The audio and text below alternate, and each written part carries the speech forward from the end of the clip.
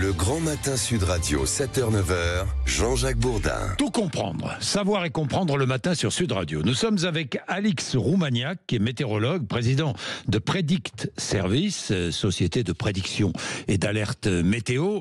Alix Roumaniac, bonjour. Oui, bonjour. Merci d'être avec nous ce matin. Alors, vous travaillez sur le sujet depuis 20 ans. Les épisodes de grêle se multiplient, notamment en Europe, en France aussi. Ce sont les assureurs qui le disent et ils sont aux premières loges parce qu'ils remboursent. C'est catastrophique sur certains épisodes. On l'a vu hier, on a vu les images dans le sud-ouest, notamment sur la Haute-Garonne, les images des dégâts causés par les grêlons qui sont tombés sur la Haute-Garonne, des voitures qui sont abîmés, les agriculteurs qui perdent tout. D'abord, première question, est-ce que vous avez constaté une augmentation de la taille des grêlons ?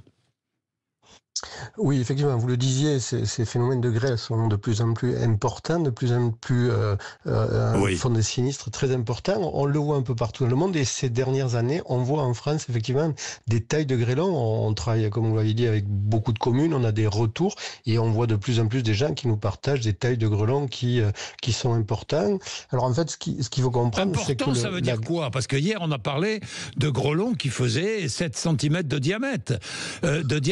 Le record du monde, je crois, est un grêlon à 19 cm ou 20 cm de diamètre.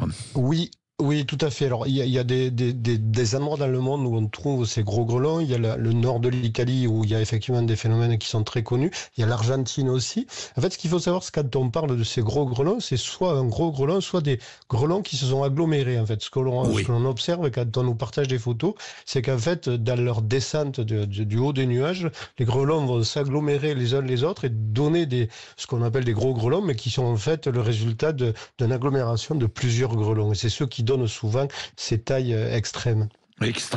Donc les grêlons sont de plus en plus gros, vous le constatez. Oui, on le constate et en fait...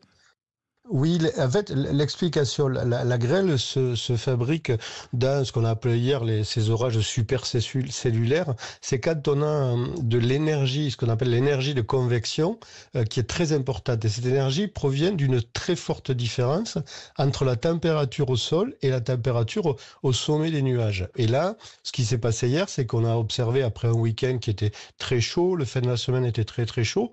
Sur le sol, les températures étaient montées très très fort. Et puis on a ce qu'on appelle les gouttes froides qui descendent du nord de l'Atlantique avec de l'air froid en altitude. Et plus ce différentiel est important, la vitesse de montée va être très importante. C'est ce qui fabrique ces grêlons. Et donc, aujourd'hui, avec l'augmentation des températures, en 2022, c'est après les canicules aussi, où on a eu des événements de grêle très importants et qui, comme on l'avait évoqué, ont été très, très coûteux pour les sinistres et pour les assureurs. Oui, c'est clair. S'il y a des grêlons qui tombent de plus en plus souvent et qui sont de plus en plus gros, c'est parce qu'il y a un réchauffement climatique. C'est clair. Alix Roumaniac. C'est exactement lié à ça, effectivement. C'est cette augmentation des températures au sol et le facteur qui explique l'évolution dans la taille et la fréquence des grêlons. Oui. Dites-moi, il est très compliqué de prévoir un épisode de grêle. Alors, on peut prévoir le fait qu'il va y avoir de la grêle. Et nos collègues de Météo France avaient passé en vigilance orange pour ces orages. Ces orages, tous les modèles les voient passer.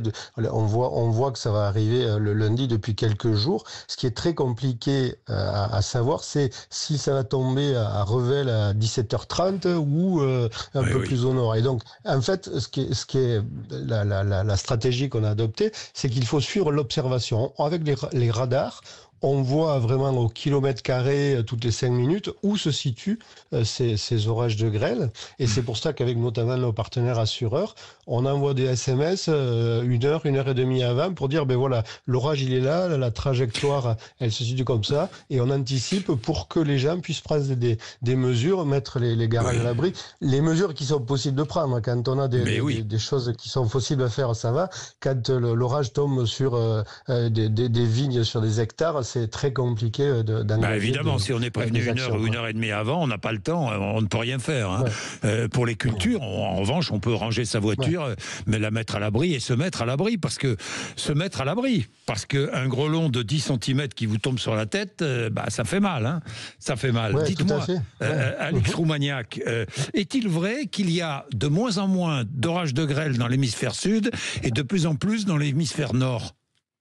Alors, ce qui est très compliqué, vous l'évoquiez, c'est de faire une statistique générale. Oui. Comme la grêle est très localisée, son observation, sa mesure est très compliquée. On le voit sur les radars. Donc, en hémisphère nord, la couverture radar au niveau mondial est plus développé, donc on arrive à mesurer tout ça. L'hémisphère sud, c'est moins développé. Donc, ce qui est compliqué à savoir, c'est s'il y a moins d'orages de grêle ou si on n'arrive pas à les observer. Oui. C'est encore un point qui reste ouvert. Évidemment, sont concernés les assureurs et les assurés. Les assureurs remboursent de plus en plus et les assurés paient des primes d'assurance de plus en plus élevées.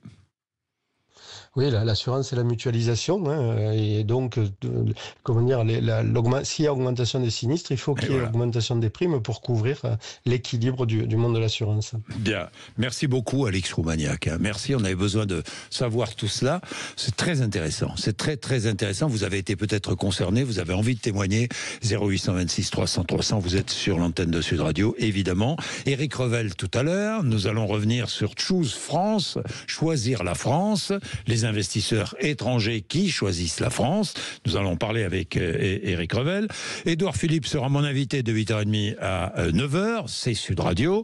Mais tout de suite, le rappel des titres de l'actualité avec Laurie Leclerc.